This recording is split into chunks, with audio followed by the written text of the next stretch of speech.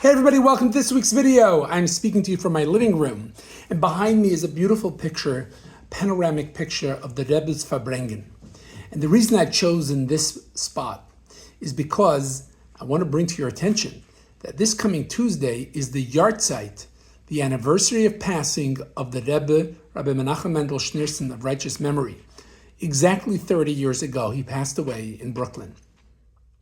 And I feel that it's appropriate as one of his Hasidim to share with you some insights from the Rebbe and a little bit about his life. It's interesting, we use the word Rebbe. Rebbe is actually an acronym. It means teacher, but it could be an acronym for Rosh B'nai Yisrael, the head of the Jewish people.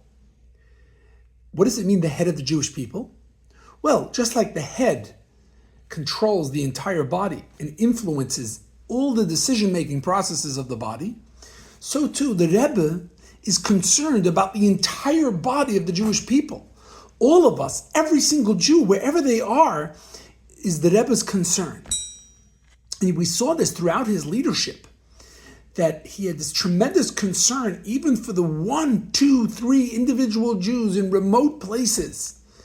He wanted to make sure that someone was going to reach them, someone was going to pay attention to them, someone was going to give them the opportunity to connect with their Judaism. Well, let's tie it into this week's Parsha. This week's Parsha is Korach. Korach was a nasty fellow. He was a very wise man. But Korach was the person who rebelled against Moshe. He staged a mutiny against Moshe, against Moses, and he said, "Why are you in charge? Who are you? How dare you? We're all holy. Why should there be you and Aaron, the leaders in charge? We're all holy. We all deserve it." And this was too much. He couldn't handle it. He had the story of the spies, and they complained about the manna, and now Korach, he falls on his face. And then he prays to God, and then he tries to negotiate. Unfortunately, they weren't going to have any negotiations. But the Rebbe asks an interesting question. Why would we call the entire Parsha Korach? Korach was a bad guy. So the Rebbe says there must be some redeeming factor about Korach. There must be something unique, something positive that we can learn from Korach. Torah means instruction, lesson, teaching. What can we learn from Korach? Korach had something quite positive. He wanted to be holy. He wanted that special position like Moses. Obviously, he couldn't have it. But the wanting it is valuable. The way he went about it was wrong. The desire was valuable. In fact, if you look at the story carefully, Moshe turns to Korach and his henchmen, and he says, you people, why don't you come and offer the ketaras, the incense, which was relegated to the Kohen at specific times, and see, if God accepts it, then good. And him and his 250 people brought the incense. Now, they knew that this could be tragic, just like the story of Nadav and Avihu, the children of Aaron that died when they brought incense. But they still wanted to do it. They still wanted this holy act, this spiritual moment, even though they knew that it could be risky. So the Rebbe sees Korach, and he says there's got to be something positive. That was the Rebbe's view of every Jew. How do we find the positive, the good in each and every single one? One more element of Korach is that Korach wanted to be in charge. But Moshe didn't want to be in charge. Moshe wanted influence. Moshe wanted to influence the people. Korach's mistake was that he wanted to be the boss. This is another perspective, a little different than the first one. Korach wanted to have power. Moses wanted influence. Moses wanted to lead the people. He didn't want to control the people. That was another thing you saw with the Rebbe. The Rebbe would tell people, what are you doing for your community? How can you now go and influence others and bring them closer to Judaism? The Rebbe didn't want it all for himself.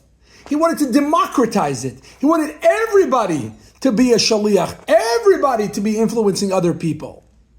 He said that everybody should have a tzedakah box in their office and in their car and wherever they go. And everybody should be influencing another person. As the famous Hasidic aphorism goes, when two Jews meet, it should be that a third will benefit. That is why this is one of my most treasured items.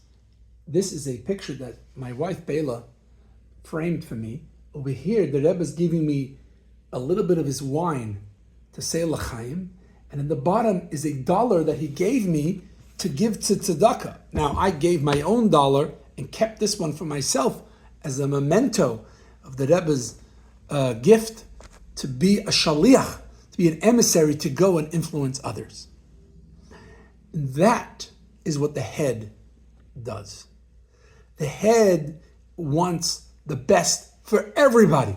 The head doesn't want to be in control. The head wants to make sure the whole body is doing okay.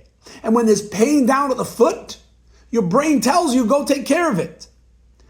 The Rebbe, Rosh B'nai Yisrael, is someone that cares about each and every single one, finds the good in each and every single one, prays for each and every single one. Just like Moses. Just like Moses that prayed for Korach, and prayed for the Meraglim, and prayed for those that committed the sin of the golden calf. That's the Rebbe. And even today, after his passing 30 years ago, which I remember like yesterday, many people go to his graveside and pray. It's a holy place, and it's a place that elicits tremendous divine blessings. I will be there on Tuesday, and I'll be happy to pray on your behalf. Please reply to me with your name, and ideally your Jewish name and your mother's Jewish name. And I will pray on your behalf. After that, I'm going to be heading to the Holy Land for a special trip with Chabad emissaries on campuses across the world. 200 of us are getting together on a beautiful trip to bring strength to our brothers and sisters in the Holy Land, in Eretz Yisrael. May we be all reunited with all of us together in the land of Israel. And I wish you all a good Shabbos.